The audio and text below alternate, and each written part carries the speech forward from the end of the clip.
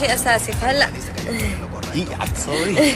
رغم الفيديوهات المنتشرة عادي حبيبي، على القليل نحن مخطوبين يعني كل شيء. ليش خجلت؟ احاول اني اتجاوز هذا الفيديو، ولكن بصراحة ماني بقادر اتجاوزه. عادي حبيبي على القليل. شيء مو طبيعي ابد. عادي حبيبي على القليل. مع شخص اخر وتظهر كل يوم يومياتكم. عادي حبيبي على القليل. مشاهير ومعروفين وعندكم متابعين من العوامل اللي لا يفقهون شيء من الكثير، تصل لدرجة انك ما انت عارف ايش تقدم محتوى لمتابعينك. حيكون لنا روقي مسحية بشنبي. لا ما بدي روق، ما بدي روق. يعني شلون انت انا خطيبتك سورية بتحط حدا تاني اول؟ ليه ما حطيت بنات سورية اول؟ انت شو انت؟ شو جنسيتك؟ ما انت اول شيء بقلبي يعني. انت من وين؟ بلا قلبي بلا مدري. هذه المشكلة بحد ذاتها تخلق جو من الفتن. والله مسخرة. اي نعم مسخرة. لما تطلع شيء من خصوصياته تكون انت مع حبيبتك او خطيبتك، تقدموا مقاطع هاي وتصورونها قدام الناس عشان نشوفها كلكم، بحد ذاتها هذه مسخرة. والله مش مزح ولا هو محتوى، إن كان ترفيهي أو حقيقي أو مشاركة لمتابعينك. يا بيسو خلاص، بيسان زعلانة مني وصارت مشكلة كبيرة. بتعرفوا ليش؟ عطتني فلتر بالتيك توك هيك فيه من 1 ل10 بتختار البلدان البنات، فمين أجمل بنت في العالم بين العرب، فأنا ما اخترت السورية الأول فزعلت مني. تشكلت بيناتهم بعدم وجود ثقة أو أمان بين الطرفين. خلينا اليوم أسألك هذا السؤال: ليش ما تكون هاي العلاقة بينك وبين خطيبتك علاقة شخصية؟ وليش ما يكون عندكم في حدود للمحتوى الخاص بيكم؟ بهمك رأي ترابيسو؟ لا ما بيهمني. أنا الكلام ما باخذ فيه، باخذ بالأفعال. فعلك أنت ما حطيت سوريات أول شيء، فما بيهمني كلامك. حطيت السوريات الثانية. ما بيهمني كلامك كله.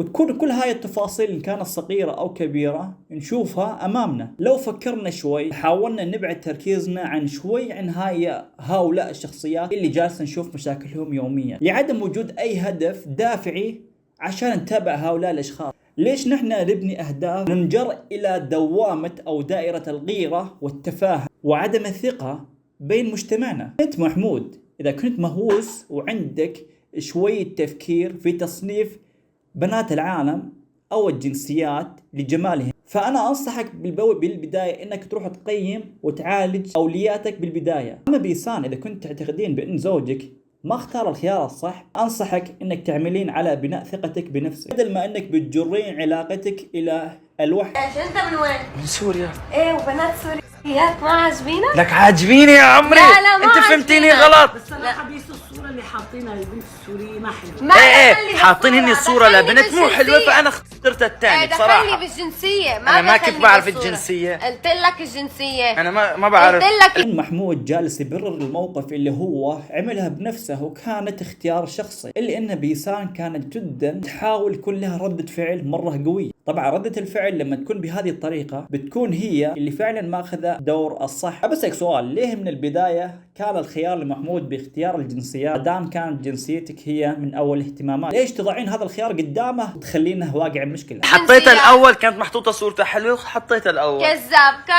لا كذاب. تعرفوا شو المشكلة منها؟ مو لاني هي رح نزلكم الفيديو. لا والله اسمع، لا بلا. ما بيصير يشوفوا الأول. لا اسمعوا، بيشوفوا. المشكلة منها مو مني، لأني هي فتحت الفلتر وصارت إلي نقي. طب ما يصير. سؤال جوا ولا ستايله؟ سؤال. ما أنت جوي وأجواء. شوفوا ستايلك، يشوفوا المود تبعك ويشوفوا. إن دل هذا المقطع على شيء فإنه يدل على نقص التفاهم والتواصل مع الشخصين. بدل ما إنه يكون تظهر مشاكلكم الشخصية أو الاختلافات التي بينكم، خاصة مقدمين على الزواج فيما بينكم، فمن الأفضل أن يكون هذه العلاقات جدا شخصية بينكم. مش من المفترض اليوم تظهر علاقتك قدام الناس كلها وقدام متابعينك. هذا الموضوع جدا تافه لما تصل لمرحلة إنك بتشارك أصغر الأشياء التافهة بينكم والخلافات البسيطة. ولو كان هذا الموضوع عندك جدا طبيعي، فما تعرف يمكن في ناس كثيرة من العوام او البنات المقبلين ايضا على الزواج يعملوا زي ما عملت بيسان، وان دل على شيء فبعد ذلك انت تحملت هاي المسخره، ففي ناس ما تتحمل هاي المسخره، ايدهم والخماسي. نصيحه مني لكم: ليش ما نحن نجعل حدود لهؤلاء الشخصيات؟ ليش ما نقطع التواصل مع هؤلاء الاشخاص او المتابعه له، عشان احنا نبني بانفسنا مجتمع يكون واصل لدرجه من الثقافه اللي توصل رساله للمجتمع، خاصه لما تكون اشخاص مهمين ولهم تاثير على المجتمع. احتكم اليكم في التركيز